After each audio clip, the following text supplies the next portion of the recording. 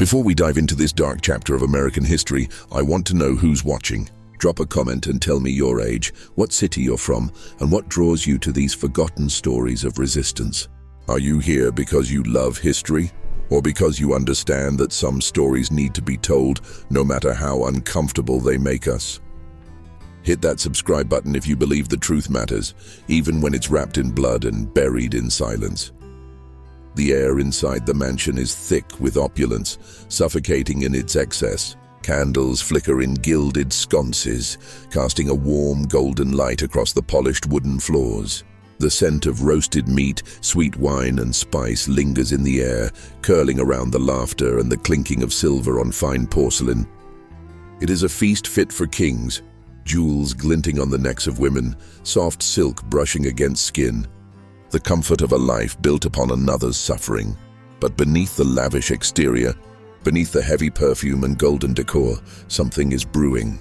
It pulses in the quiet, steady rhythm of Moses's heart as he stands in the shadowed corner of the grand hall, hidden in plain sight, a shadow among the laughter. His eyes are sharp, his body still, each breath measured, controlled. There is no joy in this room for him, no warmth in the golden glow. There is only the cold certainty of what is to come. He has waited. He has watched. Every moment of his life has led to this. His hands rough with calluses flex at his sides, the tension in his body as tight as the chains that once held him. But those chains are gone. And now all that remains is this, the final act. The sound of his master's voice cuts through the air, laughing, celebrating, unaware. The man sits at the head of the table, surrounded by his family, his guests, his wealth. He is a king in his own house, and Moses is the storm on the horizon, the storm that will tear it all down. Tonight, the master's feast will be ruined. His family will bleed, and the blood spilled will be Moses' vengeance, poured out upon the very banquet table where he was once nothing but a servant. The air crackles with the electric tension of what is about to unfold. A final silence before the storm, and Moses, the man who has endured, the man who has waited, is the storm. The blade gleams in the low, flickering candlelight, sharp and steady in Moses' hand. He moves without hesitation, each movement surgical in its precision. He watches as the knife rises and falls, sinking into flesh with a soft, satisfying slice. The scream that follows is deafening, a sharp, guttural wail that echoes through the grand hall, silencing the laughter, stilling the chaos of clinking silver and distant chatter. The room falls into a stunned silence. The rich aromas of roasted meats and fine wine, once so inviting, now hang thick in the air, mingling with the sharp scent of blood. The guests freeze, eyes wide, mouths agape. They cannot comprehend the speed of Moses' wrath, the way it moves like wildfire through the center of their feast. A man rises to his feet, stumbling backward in shock, but another guest's hand grabs him, desperate to shield himself from what is unfolding before them. Moses doesn't look at them. His gaze remains locked on his master, his target, his tormentor, the man who has lived behind the gilded walls of comfort, feasting while Moses and others like him have labored beneath the weight of chains and lashes. The master tries to scream, to protest, but the words dissolve into frantic gasps. He stumbles back, his hands held up in weak defense, but his body betrays him.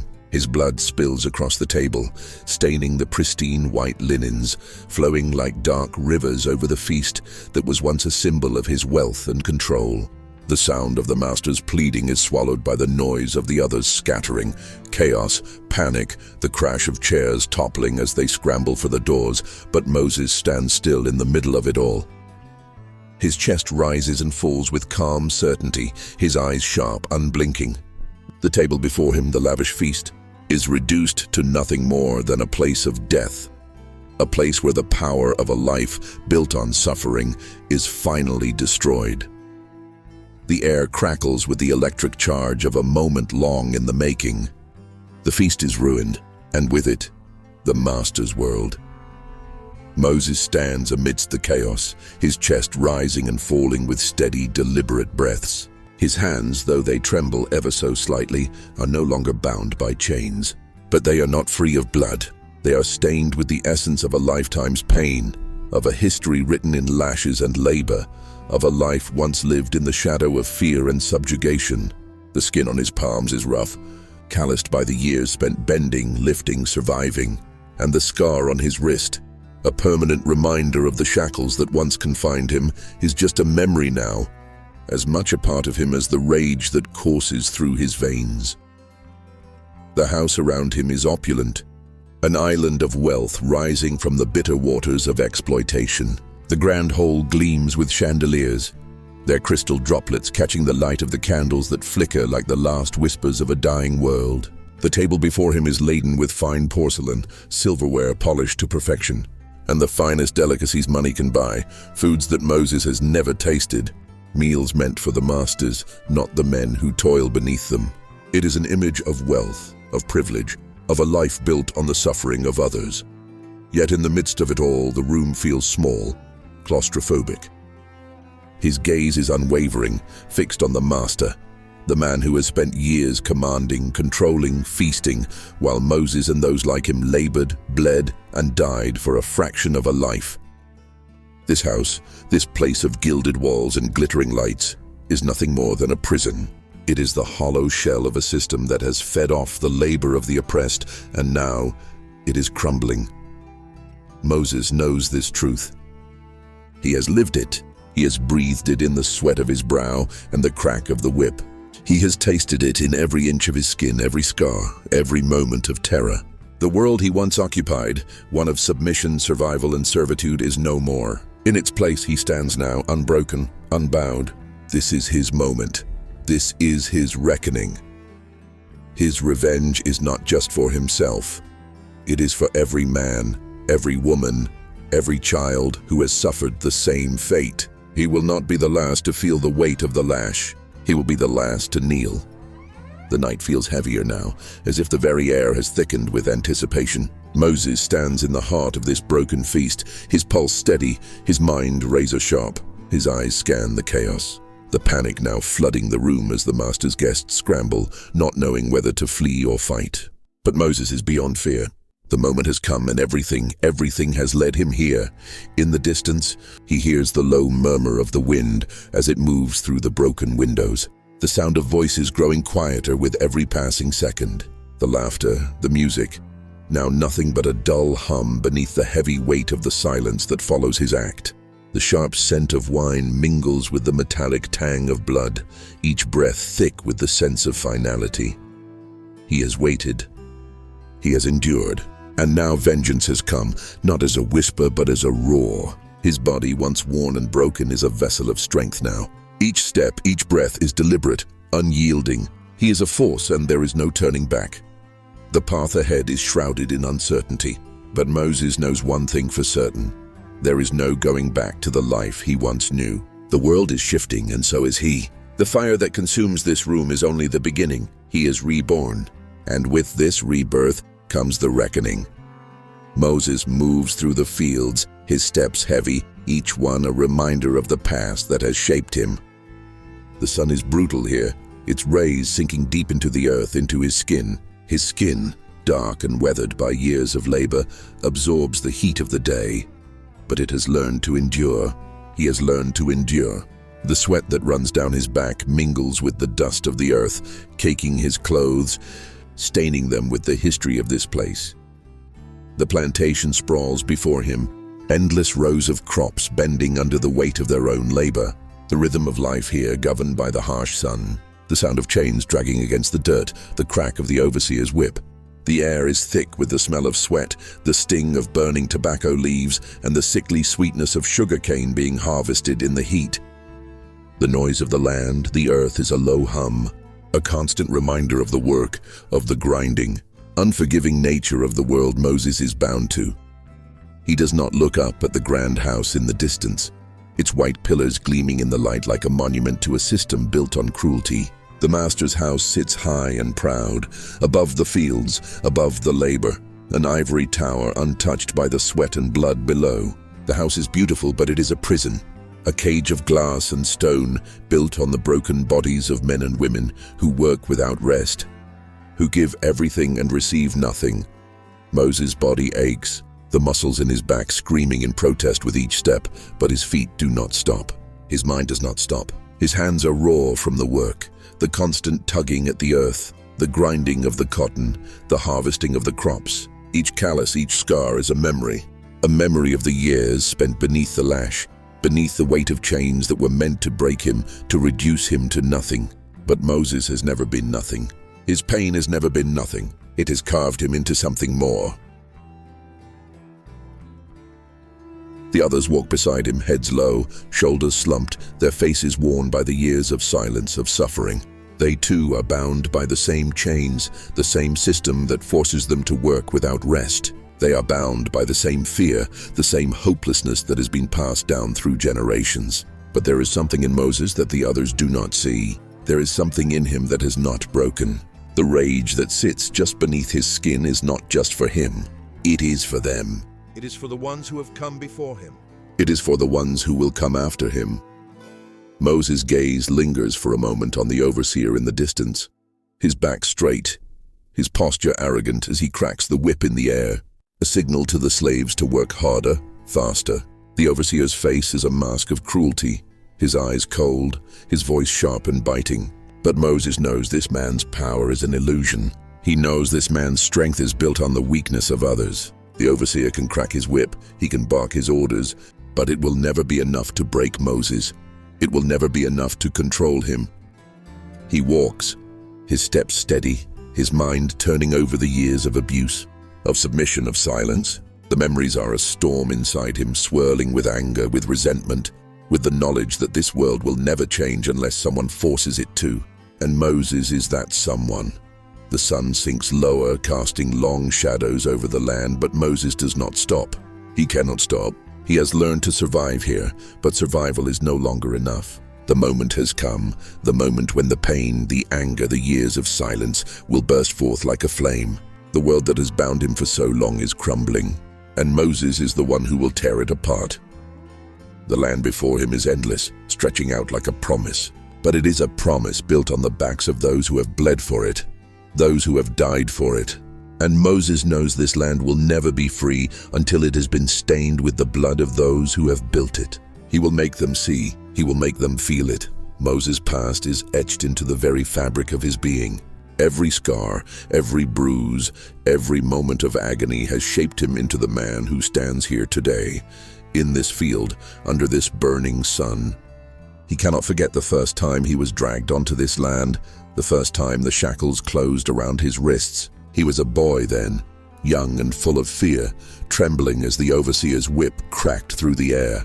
His mother's face haunts him, her eyes filled with the same terror he now feels in his chest.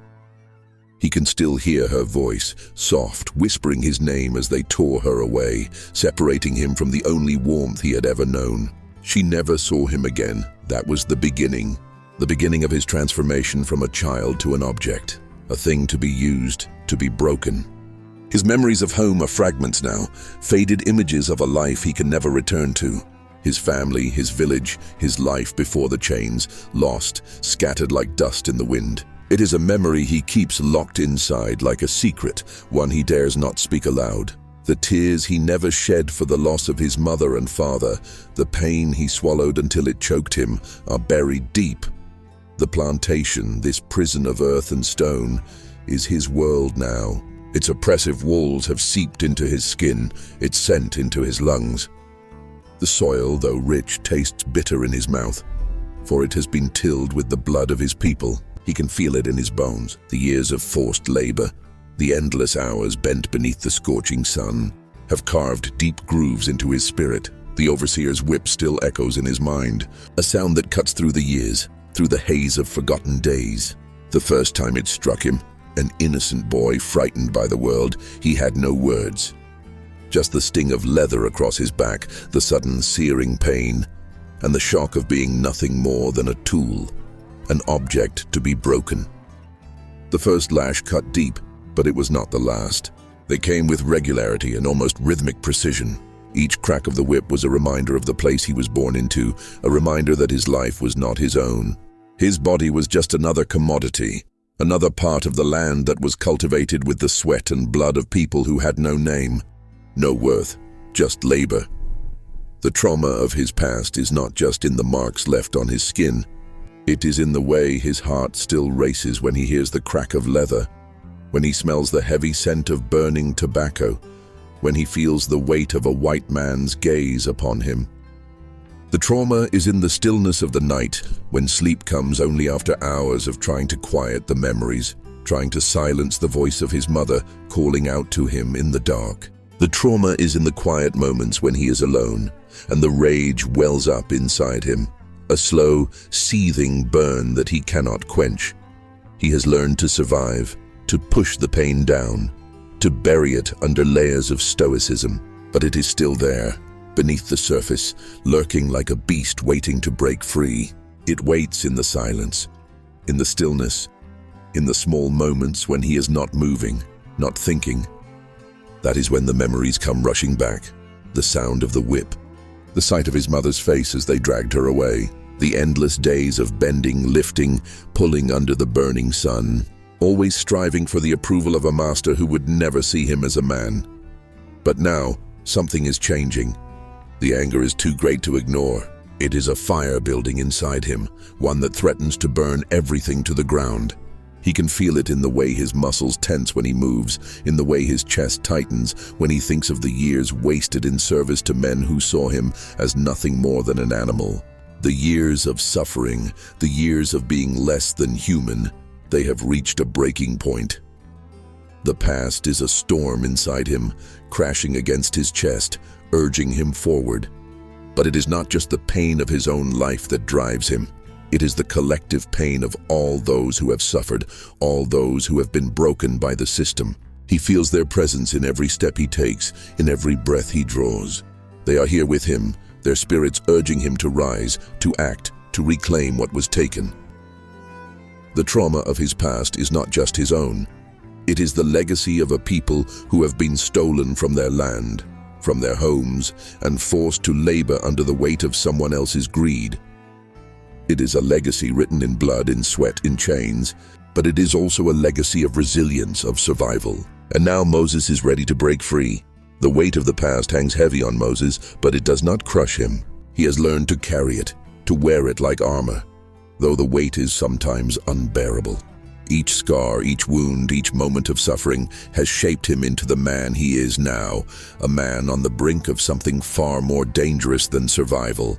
He is not just living anymore. He is changing, evolving, becoming something he never thought he could be. Free. The nights are the hardest.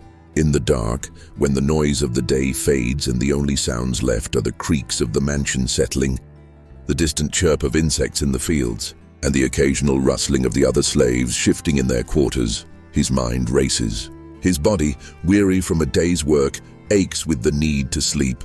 But sleep is a stranger. It never comes easily, never comes without the nightmares. He lies awake, his eyes staring into the dark, his mind replaying the same scenes over and over. The crack of the whip, the master's voice booming commands, the shuffling of feet as the others work, the sweat that drips into his eyes. His body reacts to the memories, tightening, tensing, as if he is still there, still a slave, still bound by invisible chains. And then slowly, in the quiet of the night, he begins to feel it. The slow, steady pulse of rage, like the deep, constant rumble of thunder in the distance. At first, it is a whisper. The idea of something more. The thought that maybe, just maybe, he could do something about it. But it is more than that. It is a feeling that rises from deep within him, something primal, something that has been building for years. The rage that has been smoldering inside him begins to wake, to stretch its limbs, to grow until it fills every inch of his chest, every crevice of his mind. It is no longer just about survival.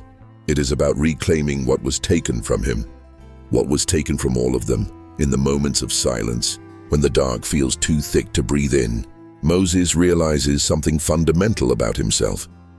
He has lived in the shadow of fear for too long. The fear of punishment, the fear of reprisal, the fear of losing his life. It has shaped his actions, his thoughts, his every move. But now, there is something else, something stronger than fear.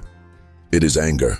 It is the fire that burns beneath his skin, the heat that boils inside his blood, the desire to strike, to break free. In the silence of the night, when the rest of the world is asleep, Moses makes a decision.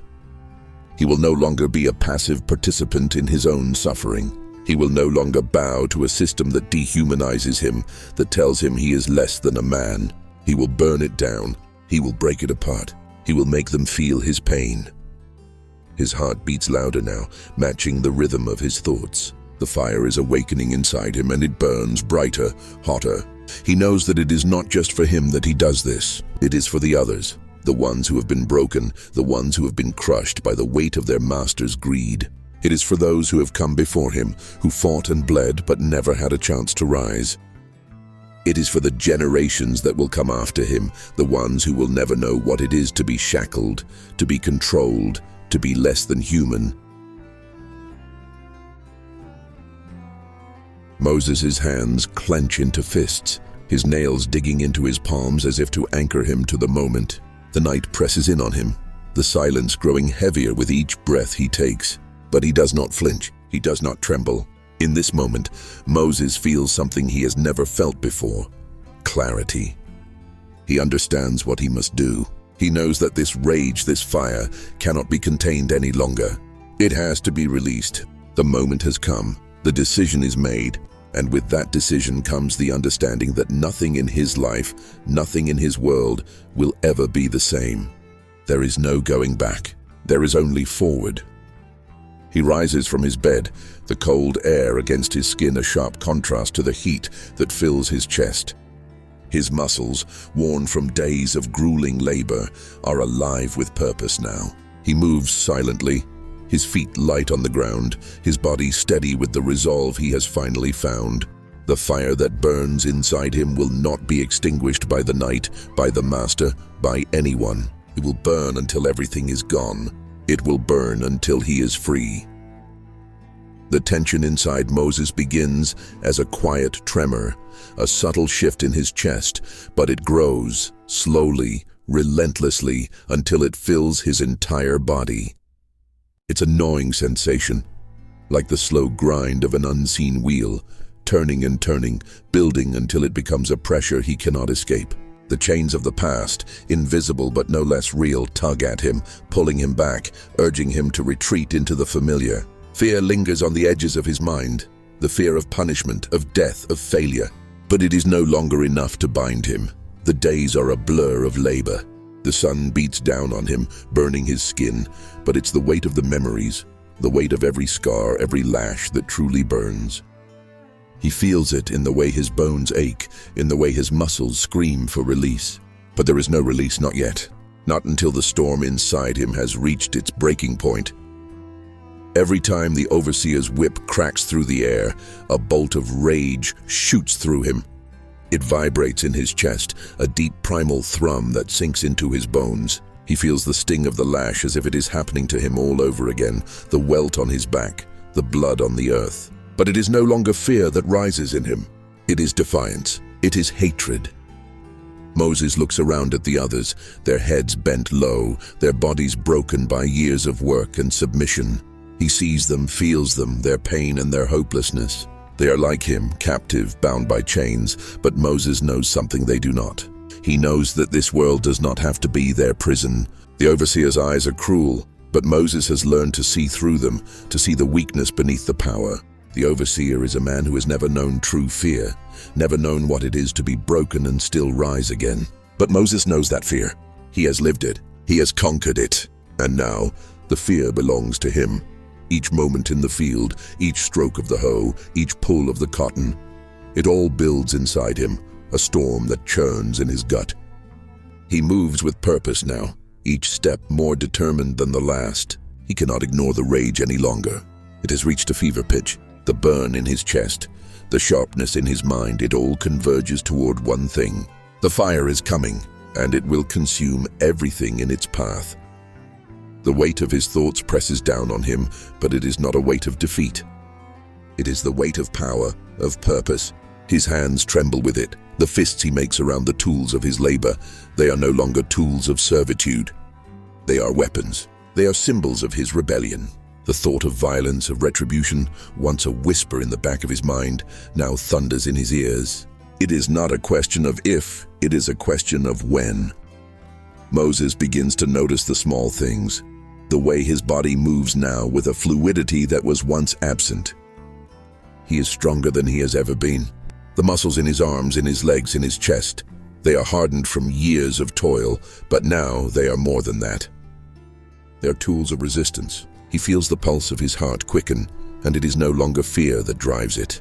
It is power. The thought of his master, sitting high and untouched at the grand table, fills him with disgust. The man, the family, everything they represent, everything they have built, all of it was made at the cost of blood. His blood, the blood of his people, the blood that will now be spilled. There is no going back. The path forward is clear now, even if it is shrouded in darkness. The storm inside him is no longer a distant rumble, it is a roar. The tension that has been building inside him for so long now reaches its peak. The time to act is coming, and Moses feels it. The fire is too strong now. He cannot hold it back. The world that once held him in chains is about to burn. He feels the weight of the knife in his hand, the cold steel that will soon taste the master's blood. It is a promise. It is a symbol. Moses wakes to the sharp, bitter smell of smoke. It fills his lungs, burns them as it rises from the earth, and yet it is a comfort to him. He knows it now, the scent of something coming alive, something breaking free. The storm inside him has swelled, pushing against the walls of his chest until the pressure is unbearable. He feels it in every breath, in every beat of his heart. The rage that once simmered is now aflame, fierce and untamable. It spreads through him, igniting the very core of his being. In the quiet of the night, when the rest of the plantation is asleep, Moses stands. His body is still, too still, as if he is waiting for something, for some signal, some confirmation that what he is about to do is the right thing. But the world gives him nothing. The silence answers him with only the distant hum of insects and the soft rustling of leaves. The stillness surrounds him, and yet he does not feel it. He feels only the fire that is consuming him from the inside out. His hands, once shackled, now move freely in the dark. They tremble, but it is not fear. It is power. Every muscle in his body is alive with it. His fingers curl into fists, the calluses on his palms rough and hard. His grip tightens, and he is no longer the boy who once feared the lash, no longer the man who toiled under the weight of a cruel master. He is something else now, something different, something strong.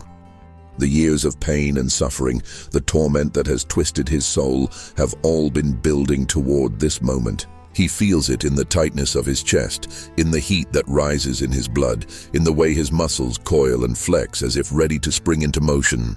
The fear that once gripped him, that held him in place and made him submit, it is gone, replaced by something far stronger, something primal. He rises from the bed, the creaking of the old wood beneath him barely breaking the silence. He moves to the window, the thick curtains drawn against the night. His eyes scan the darkness outside, searching for something, anything that will tell him that this is real, that this is what he was meant to do. But there is nothing. There is only the night. The moon hangs high, cold and distant, watching over the world that has imprisoned him for so long. And then it hits him, the full weight of it. This is not just about revenge. This is about freedom, not just for him, but for all of them. Those who have lived in chains, those who have bent their backs and broken their bodies for the benefit of others. This is about breaking the system. This is about toppling the walls that have kept them all trapped for so long. The fire inside him burns brighter now, clearer. It's not just the fire of anger, but the fire of clarity. He sees it all now, the path ahead, the purpose of his pain, the reason for his suffering. He sees the man he will become, the man who will tear down the old world and rise from its ashes. He will be the one who brings the master's house to the ground, who makes the very walls tremble with the force of his vengeance. He reaches out, his hand trembling not from fear, but from the overwhelming sense of destiny. The knife lies on the table, gleaming in the moonlight, its cold steel a promise of what is to come. His fingers brush against it, and the weight of it is like the weight of the world in his hand. This is the tool. This is the weapon. This is the symbol of his revolt. Moses lifts the knife, the blade cool and heavy against his palm. It feels like an extension of himself, like it has always belonged to him, like it was forged in the same fire that now burns in his chest. He runs his fingers along the edge, feeling the sharpness, the promise of what it can do. It is not just a weapon. It is his justice. It is his freedom. He grips the handle tighter, his pulse steady, the fire inside him now a steady burn. His body hums with it, his heart beats with it. The fear is gone. There is nothing left but the certainty of what he must do. This is the moment of transformation. He is no longer a slave. He is no longer a man bound by fear. He is a force. Moses turns away from the window, his eyes dark with purpose. The house behind him, his master's house, seems to shrink in his mind. A hollow structure built on blood and bones, built on the misery of men and women like him. The fire inside him crackles again, the heat rising in his chest, pushing him forward. It is time. Every step he takes is a step toward something new. His mind is clear now.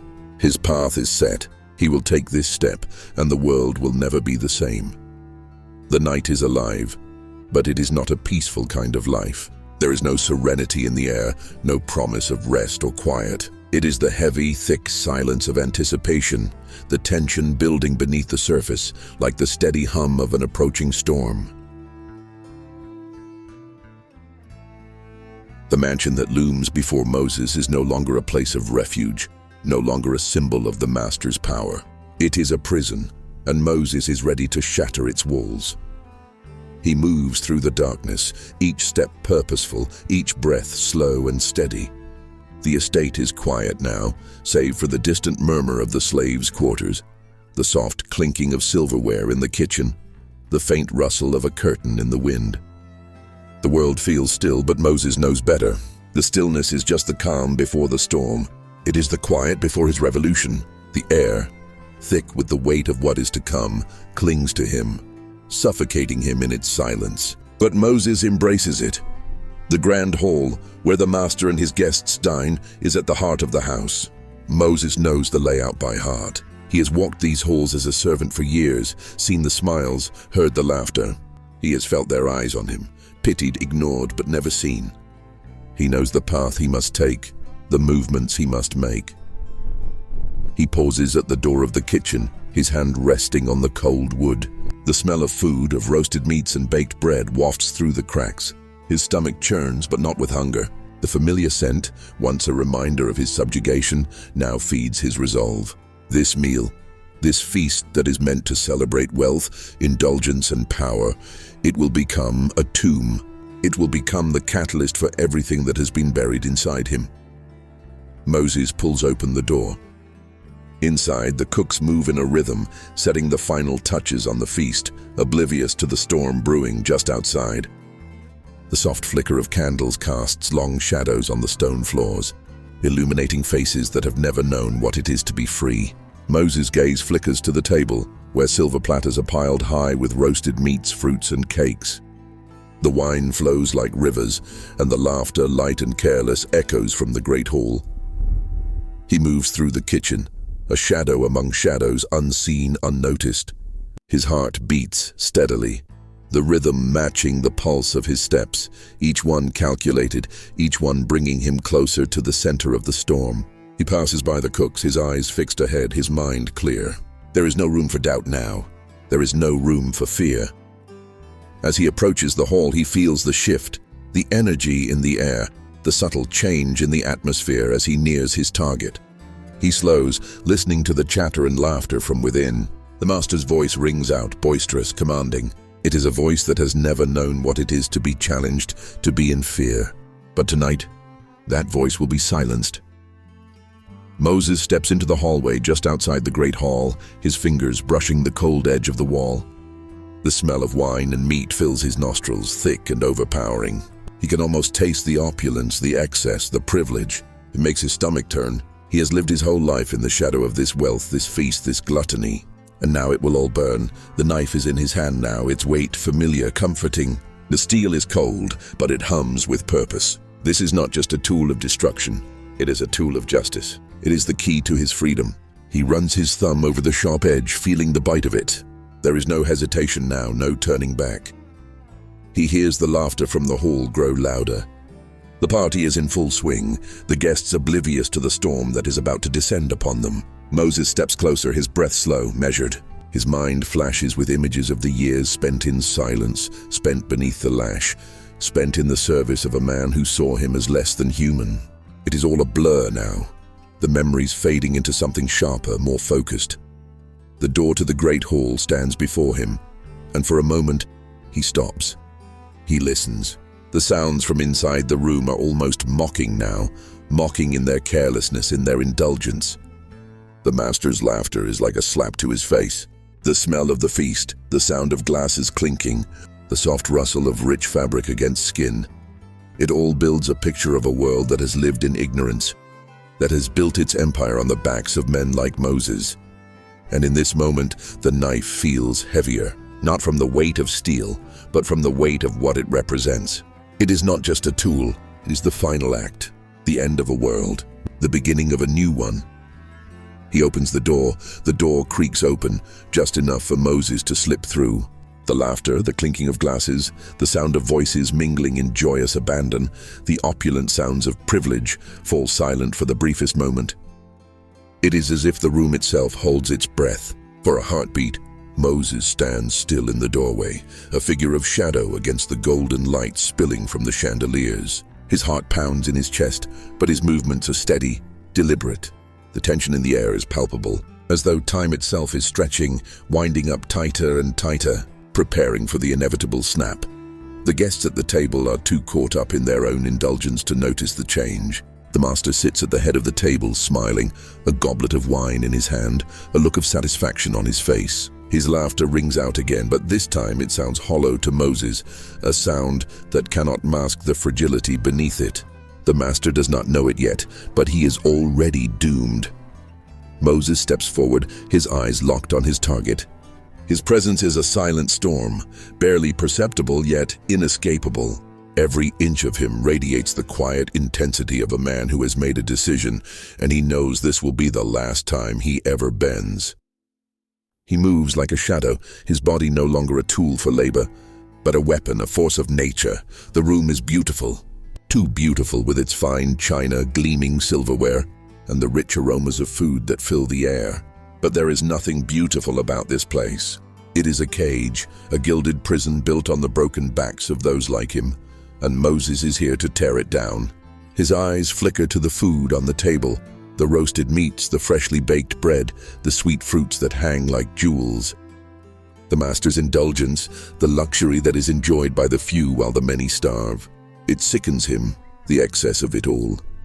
The master raises his glass, oblivious to the quiet storm about to shatter his world. He smiles, his lips curling into a satisfied grin, but Moses feels it. The stillness in the room, the way the laughter falters just for a second, the way the air hangs heavier. And then, in the span of a breath, he moves. The knife is in his hand now, cold and alive with purpose. He grips it tight, his knuckles whitening as he steps forward, one silent, measured footfall after another. His body moves with the grace of someone who has long since shed fear, someone who has shed the skin of the man he was and stepped into something sharper, something more dangerous. He steps forward and the world blurs. He does not see the fine china, the elegant furniture, the faces of the guests. He sees only his master, sitting at the head of the table, unaware of the fate that waits for him. Moses does not hesitate. His arm moves swiftly, cutting through the air with the precision of a strike long in the making. The blade sinks deep, the sound of it slicing through the air drowned by the gasp that follows. The master's face contorts in shock, his eyes wide as the blood begins to spill, pooling on the polished surface of the table. His mouth opens but no sound comes out, only the gurgling gasp as his body jerks, trying to understand what has just happened. The room erupts in chaos. Screams fill the air, sharp and wild, but Moses stands still, his hand steady. The blade is still buried in the master's chest. And Moses watches as the life begins to drain from him, as the once proud figure crumbles under the weight of his own blood.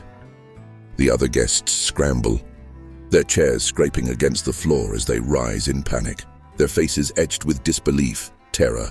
They do not understand. They cannot comprehend the speed of his rage. the quiet strength that has shattered the calm of their world. But Moses does not need their understanding. He does not need their fear. The master's blood is staining the feast, staining the table, and it is the reckoning that Moses has waited for. The wine, once sweet and rich, now stains the fine linens like a mocking symbol of all that has been taken from him. One of the guests moves toward him, but Moses' eyes flick to him, and for a moment the man freezes, his limbs locked in place as if he too recognizes the storm in Moses' gaze. His feet slow, unsure, but Moses' focus never wavers. His gaze is fixed on the master, whose body is now slumped in his chair, still warm, still alive in the sense that he is the last man to taste what it is to be feared. The others shout, scramble, but Moses' movements are calm, cold. He steps over the blood-stained floor, his hand still gripping the knife, his resolve unbroken. His body is a machine now, every movement calculated. This is not just about revenge anymore.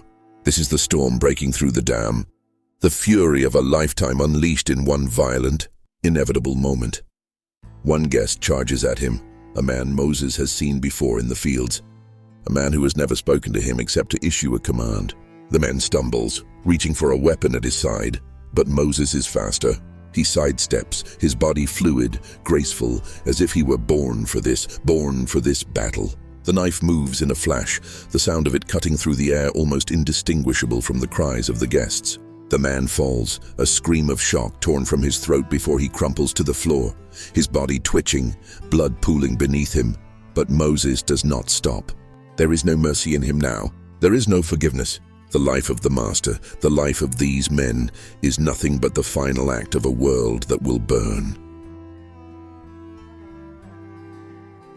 Each step he takes, each movement he makes, is a strike against the system that has kept him and his people captive for so long. The guests scatter, but Moses is calm, unbothered by their cries. The master's empire crumbles, and Moses is the hand that brings it to the ground. The master's life slips away in front of him, and for a moment there is only silence. But Moses does not flinch. The blood, the screams, the wreckage, they are nothing more than the natural result of the system he has destroyed. This is his moment. The room falls into a suffocating silence, broken only by the distant screams that still echo in Moses' ears. The weight of the moment presses down on him, and for the first time he feels it, the deep, raw truth of what he has done. The master's blood spreads slowly across the table, staining the fine linens, dripping down the rich wood like a cruel reminder of the world that is now undone. Moses stands amidst the wreckage, his breath slow and steady. His heart beats in time with the stillness, its pulse the only sound in the aftermath. The others, the guests, the servants, are gone now, running, scrambling for the safety of their illusions, their comfort. But Moses does not need them. Their world has already crumbled, and Moses has made sure of it. The master, still slumped in his chair, is beyond saving. His chest rises and falls ragged, but the light in his eyes is fading, slipping away into nothingness. The arrogance, the pride, the untouchable cruelty, it has all been wiped away with a single swift motion. Moses has done what he came here to do. He has ruined the feast, shattered the very foundation of the world his master built on the suffering of men like him. But as Moses stands over the body, his hand still clutching the knife, its blade slick with blood, he feels the weight of the moment settle into him. It is not relief that fills him. It is not satisfaction. There is no sweetness in the blood that stains his hands. There is only emptiness, a profound and aching quiet. The storm is past, but the aftermath is still here. It sits heavy in his chest, gnawing at him, lingering like a ghost. He wipes the blade on the remnants of the master's coat, the fabric darkening as it soaks up the blood. His fingers tremble, not from fear, but from the overwhelming weight of what he has done. It was never just about vengeance. It was about power, the power to finally take what was rightfully his, the power to bring down a world that had enslaved him, a world that had bound him in chains for far too long. He steps back from the body, his eyes sweeping the room one last time. The grand hall is in shambles, decorations overturned, chairs thrown aside, the once pristine table now covered in blood and wine. The food that had been laid out with such care, the drinks that had been poured in celebration, now they are nothing but a mockery of the life he has been forced to live. Every detail of this feast, every indulgence, every laugh that had filled the room is now reduced to the wreckage of a broken world. Moses feels nothing but the hollow echo of the violence he has unleashed. It is not a victory he feels in this moment. It is something darker. It is the realization that there is no joy in destruction, no peace in vengeance. The world he has torn down was never truly his to begin with. And now, there is nothing left but the ashes of what has burned. The weight of his choices presses down on him. He feels the cool, sticky blood on his hands, a reminder of everything that has led him here, the pain, the suffering, the years of silence. He looks at the master's body, and for the briefest moment, he sees himself in the man's face, not in the arrogance or the privilege, but in the pain. The master, too, was a man bound by the world he had created. He was as much a prisoner of his own cruelty as Moses was a prisoner of the chains that bound him. Moses closes his eyes. The darkness behind his eyelids is comforting, like the quiet before a storm. He breathes in deep, but the air is thick with smoke and blood. It fills his lungs, burning them. The air is still suffocating. There is no way to turn back now. There is no way to undo the violence, to unmake the destruction. But that too is freedom. The truth is that Moses does not regret his actions, cannot regret them. To do so would be to deny the man he has become, the man who has shed the chains of his past, the man who has torn down the walls of his master's house. The price was steep, but it was the only price he could pay for the future he now sees before him. He looks at the master's body one final time. The man's face is twisted in the grotesque calm that comes with death. His eyes are wide, but they are empty now, void of the power they once held. Moses feels the last remnants of rage slip away, leaving only the cold emptiness that follows violence. It is not a peace. It is a calm born of necessity. The work is done. Moses turns from the body and walks away from the wreckage of the feast. His footsteps are steady now, the rhythm of his movements matched only by the beat of his heart. There is no more hesitation, no more doubt. He walks through the grand hall, past the overturned tables, the blood-streaked floor, the broken remnants of the world that has crumbled under his hands. His eyes flicker to the door. The world beyond it is waiting for him. A new world, a world built not on blood and sweat but on his terms. The past is behind him, and though it has shaped him, it no longer defines him. The fire that has burned so fiercely inside him now simmers down to an ember. There is no joy, no celebration. There is only the realization that he is free, and that freedom, still hot, still fresh, burns through him like the knife he once wielded. The echoes of the chaos fade, but the stillness that follows is suffocating. The grand hall, once a place of festivity, is now a tomb, cold and empty, save for the remnants of what once was, a life, a world, a system. The blood still seeps into the cracks of the floor, staining everything it touches. The laughter, the joy, the careless indulgence, it is gone, replaced by the sharp scent of death, by the silence that rings louder than any scream.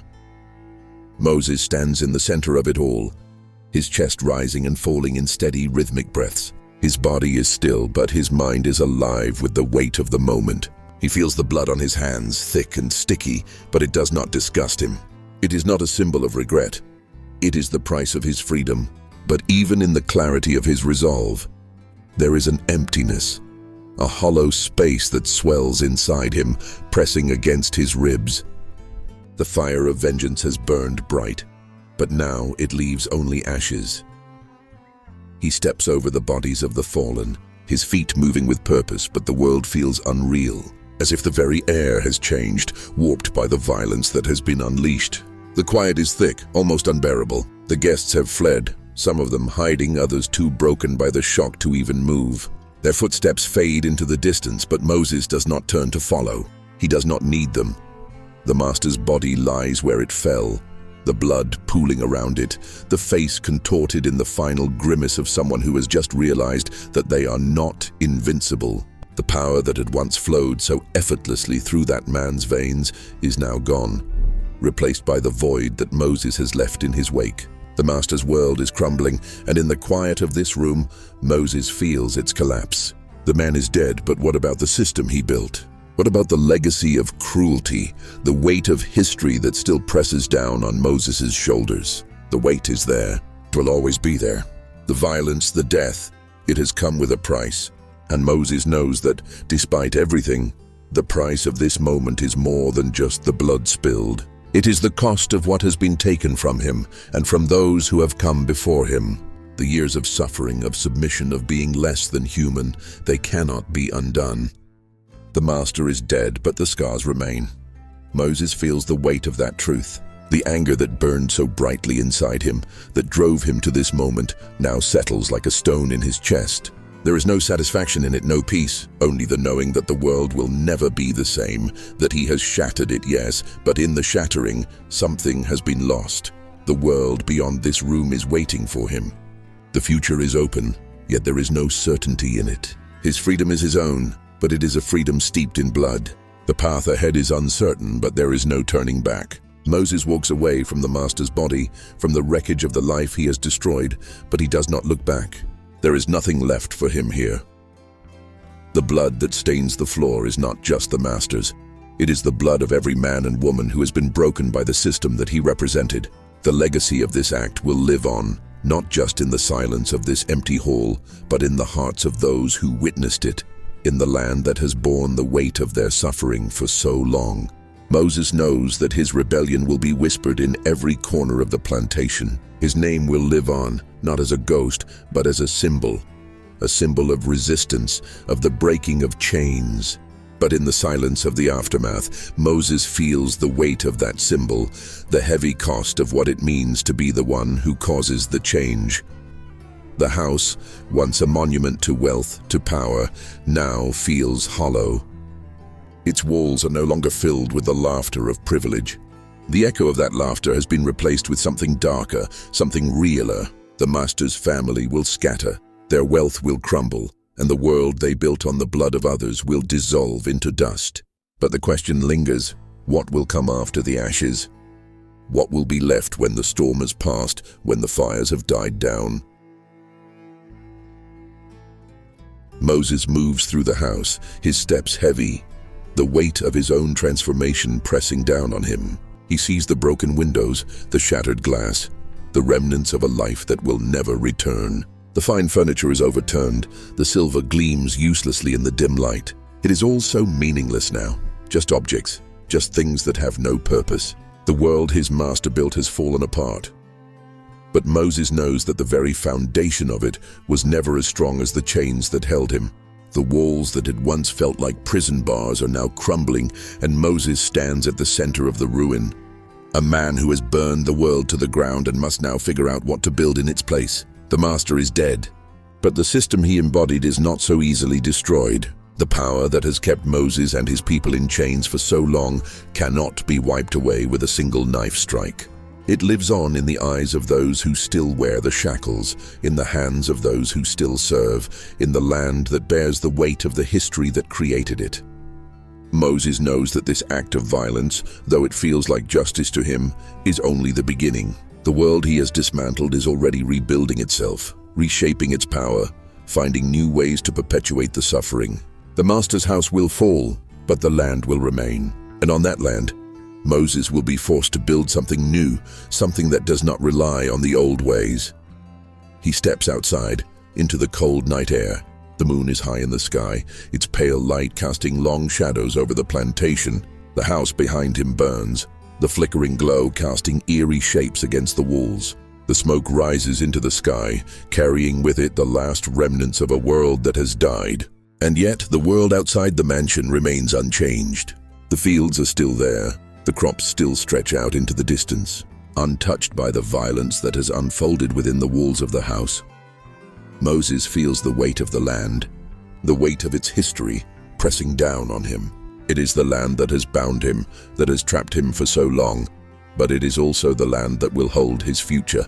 The land is both prison and potential, and Moses knows that the rebellion he has started will not end with the master's death. It will continue in the fields, in the hearts of those who have lived under the weight of oppression. The revolution has begun, but it is not yet complete. The slaves are still out there in the fields, working, toiling, living under the weight of the same system that has crushed Moses for so long. They have seen what he has done, felt the earth shake beneath their feet. But what will they do with this knowledge? Will they rise, or will they continue to bend beneath the weight of the past? Moses knows that change cannot be forced by a single man. It cannot be built on a single act of violence, no matter how satisfying it may be. The change he seeks is deeper, more permanent. It is in the hearts of the people, in the fire that must burn in every person who has been oppressed, who has been made to feel less than human. And that fire is not something that can be ignited with a knife. It must be fed, nurtured, until it burns as brightly as the fire that once consumed the mansion. He looks back at the burning house, at the flames that crackle in the night. The destruction is complete. The world he has shattered is gone. But the world ahead of him is still unknown. The land, the fields, the people, they're all here waiting. Moses steps forward, his feet firm against the ground. He knows what is coming. He knows that the fight is far from over. But as he walks through the night, through the thick, heavy smoke, he feels a sense of clarity that has eluded him for so long. The past has been destroyed, but the future is his to shape. And with that knowledge, he walks into the night, knowing that his fight is just beginning. The quiet that follows the violence is a heavy one, a silence that presses against Moses' chest, filling the spaces left behind by the screams, by the blood. The fire that has consumed the mansion now smolders, leaving only the remnants of a life once lived in indulgence, in privilege.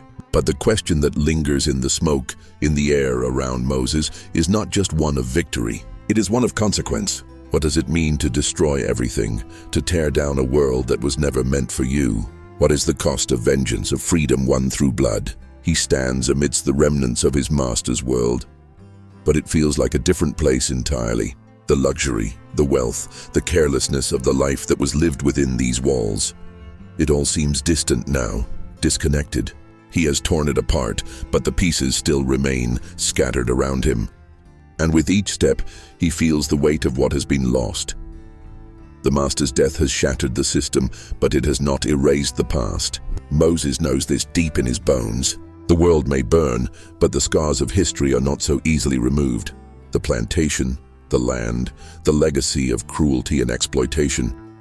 These things are buried deep in the soil, in the hearts of those who have lived beneath it for so long.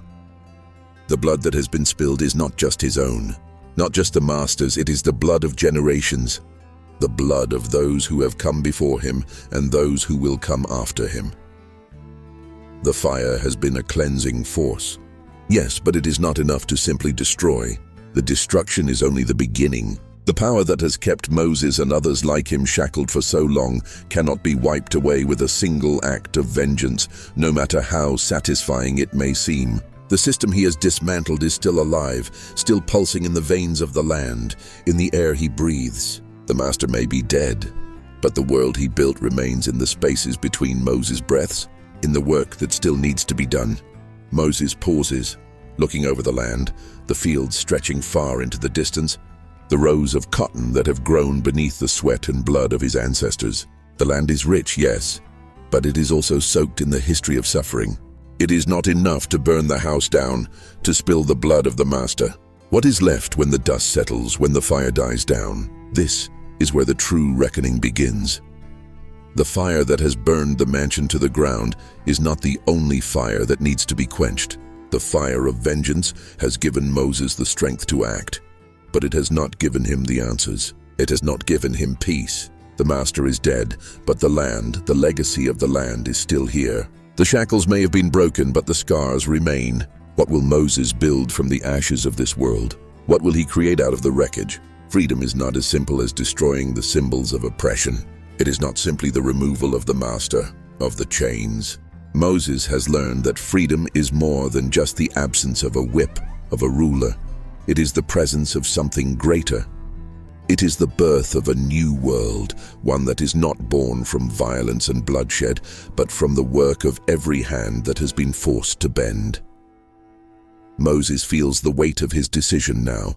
The blade that once cut through the master's life is still heavy in his hand, its weight a reminder of the price he has paid. the violence, the death. It is the language of rebellion, of revolution, but it is not a language that Moses understands fully. It is a language that speaks of destruction, but it does not yet speak of creation. The world that he has dreamed of, one where the land is free, where people are free, has not yet been born. And it will not be born in the flames of vengeance. It will be born in the quiet moments, in the spaces between the violence, in the labor of those who have been broken but still dream of something more. The Master's world has fallen. But Moses understands now that the real work is not in the destruction, but in what comes after. The land is scarred, but it is still rich with possibility. The people, his people, are still here, still waiting for a future they have never known, a future that does not yet exist. And Moses must be the one to lead them into it. His gaze turns back to the ruins of the mansion, the last embers of the fire casting an orange glow across the land. The mansion is gone, but the system it represented still clings to the air, to the soil, to the minds of those who have lived under it for so long. Moses feels that weight, that presence, and he knows that it is not enough to destroy it. He must rebuild it. He must create something new, something that rises from the ashes, something that does not rely on blood, on chains, on the suffering of others. He turns away from the fire, his hand still gripping the knife, the symbol of his rebellion. But now, it feels like nothing more than a tool. The work is just beginning. The world he has dreamed of, the world he has fought for, it is still out there, waiting. And it will not come through violence alone. It will come through the work, through the labor, through the hands that have been broken and are now free to build. Freedom is not an end. It is a beginning. Moses stands at the edge of the smoldering ruins, the weight of the past pressing against his shoulders, but no longer breaking him. The fire still burns, faint wisps of smoke curling into the sky, a final reminder of the destruction he has wrought. Yet in this moment, as he watches the last embers flicker and die, he feels the silence stretch before him. The world is different now. The air is thick with the taste of what has been lost, but it is also pregnant with what has been gained. His hands, still stained with blood, are steady now, no longer trembling with the fever of vengeance. The noise, the chaos, the screams, these have faded. In their place is a deep stillness, one that fills the space around him and echoes in the silence of the land. The Master's house is gone, but the land still stretches before him. The cotton fields, the soil that has borne the weight of oppression for so long. Moses knows the world he stands in is not perfect. He knows the work is far from over. But the chains are broken, the doors to the future have been cracked open. There is a sense of clarity now, a quiet realization that the battle for freedom is not fought with the blade alone. It is fought with sweat, with determination, with the will to rebuild from the ashes. The night is still and the land is heavy with the scent of burnt wood. Moses looks to the horizon, where the first light of dawn begins to break over the fields. A new day is coming. The fire has burned, but from its ashes, something new must rise. The dawn rises slowly, casting a pale light over the land. The destruction behind Moses is now just smoke, the last remnants of the fire curling into the sky. He stands alone on the edge of the plantation, his eyes fixed on the horizon. The ruins of the Master's house are nothing more than a smoldering skeleton, a monument to the world that has fallen. But Moses does not look back. He does not need to. He knows that the true legacy of his actions will not be measured by the blood that has been spilled, but by the land that remains, by the lives of those who still stand, who still breathe. The future will not be built on vengeance. It will be built on the hope of something greater, something that does not rely on bloodshed, on violence, on power. The first light of the day spills across the fields, casting long shadows, illuminating the land that has known too much pain. But in that light there is promise, promise of change, promise of a future that will not be built on the brokenness of the past, but on the strength of those who refuse to be broken. Moses stands tall, his silhouette sharp against the rising sun, and for the first time, he feels the weight of his freedom, not as a burden but as a responsibility. The world that is to come will be built by the hands of many, not one. He is only the spark. The fire has ignited and now it will spread. The land is his to claim, but it is also theirs, to build, to shape, to reclaim. And as Moses walks away from the ruins, he does not look back. The past is behind him. The future stretches out before him, vast and uncertain, but it is his now. It is theirs, and in the rising light there is hope.